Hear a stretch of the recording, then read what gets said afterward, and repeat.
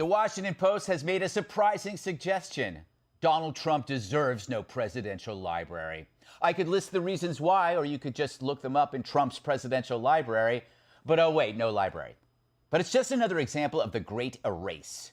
Before, they used to rewrite history, but that meant having to learn it first, and learning hurts. So now they just eliminate it, which saves time. You don't have to burn books if you torch the whole library. Of course, this idea proves that if anyone needs a library, it's Trump, because no recent president has been more picked apart, which continues a month after he left office. Trump is a word in the headlines of most mainstream papers every single day. That's because obsessions are hard to quit. And so the library should really be about them, the dying media class. You could have an entire wing devoted to the collusion hoax. This guy Kalimnik keeps turning up again and again. Konstantin Kalimnik. He's still Russian military intelligence. Giant aluminum smelters. He started sleeping at his smelters. Tick, tick, tick, tick, tick. Boom. Started ticking again. Tick, tick, tick, tick, tick, tick, tick, tick, tick, tick. Those were the days. And remember the impeachment obsession? This is the most important day in the Trump presidency because this is the day that Donald Trump officially became a marked man forever. Wow. Nancy Pelosi earned that wow just moments after ushering Donald John Trump into the history books. Our country in our time. It is Wednesday, the 18th of December in the year 2019, and President Donald Trump is impeached. And who could forget the Kavanaugh hearing? Before I saw this stuff, I'm like, oh, come on, what could be in this guy's yearbook? Like, a little nonsense? This is sick stuff. They're protecting a man who is probably guilty. That's why they call people functioning alcoholics. I'm not saying that he was, but there is that term. There are functioning addicts. Amazing. We could add another floor just on the threats made towards the president and his supporters, being half the country. Call it the Kathy Griffin Annex of Derangement. And another floor just on CNN's media malpractice, with a dunking booth for a robot, Jim Acosta. Or get the real one. He might be free, and he loves getting dunked on. Point is, if we can't rely on the people we rely on now, like, say, Jim Acosta, to give the news straight, what happens when they get older and dumber? Soon they'll be saying Biden birthed these amazing vaccines, as well as those Middle East peace agreements. Anyway, Trump's library could be the greatest library ever, perhaps with a 3D hologram of Trump personally giving you a tour. And of course, there will be books, thousands of books. They will all be the art of the deal, but what do you expect? All right, Jesse, a little exercise for your brain. Not that you could use it. What should be in the library? What do you think should be in the library? Well, my sources have leaked the blueprint, and you're pretty on track, Gutfeld. There is actually a witch hunt wing, which features the highly conflicted Robert Mueller and his 13 band of angry Democrats.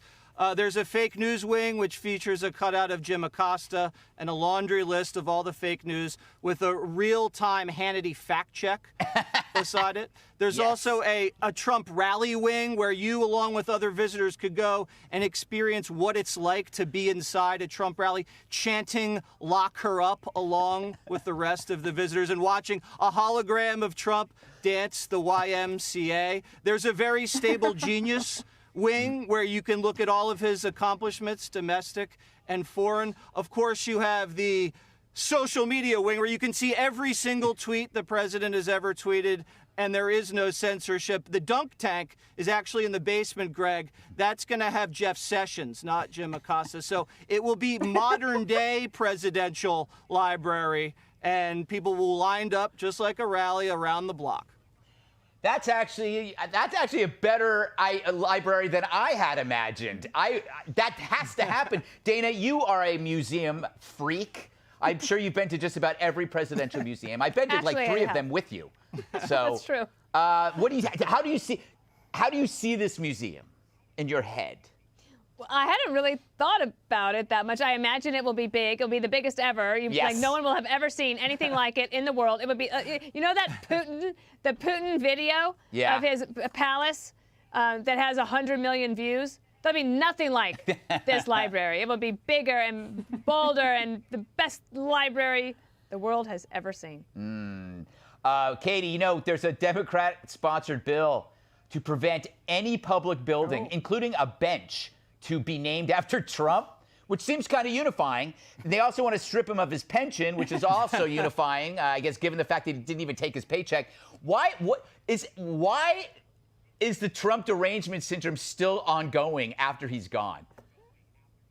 I mean, I think that's a question for the people with TDS, but I want to get in on what is in the museum thing. So the red Diet Coke button would be a good one. Yes. And the letters from Kim Jong, the big letters from Kim Jong-un. So you would put them in a room with no photos, so people have to come see them in person, but you can't take a picture of what was the contents of those letters. But to go back to your first question, Greg, about the Trump derangement syndrome, when they talk about how Trump shouldn't have a library, the way that they'll do this is they won't just write it in the Washington Post. They will then seek out all of the construction companies and all of the architects who dare to say that they're going to work on the project, and then they'll boycott them, and then they'll try to get rid of all their other contracts that they have in whatever, probably in Florida, where the state or where this library and would the be gold built, suppliers and the donors and everyone and the gold suppliers. So that's how they'll go about this, but unfortunately.